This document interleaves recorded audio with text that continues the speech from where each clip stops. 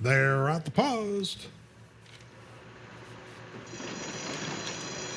They're off. Baba Brett and Call Me Old Fashioned broke well from those outside stalls. Then we have Old Upstart. That one's followed by Danzig Storm, and coming on between horses is Cajun Kiss, and down to the inside Platinum Glory as they come onto the main track. Back to the next flight of Conquest Top Gun. Then we have Breaking Doors, who's in amongst horses. The Green Cap Crushed is on the far outside, followed by Vincenzo the Bull.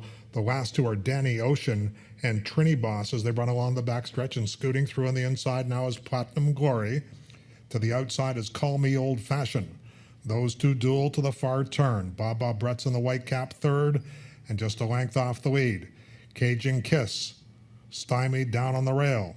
On the far outside is Crush. Crushed is just 2.5 lengths off the lead. Call Me Old Fashioned in the run to the quarter pole. Baba Brett just a neck behind in second. Platinum Glory is third. Conquest Top Gun looking for running room as they turn for home. Conquest Top Gun is angling out.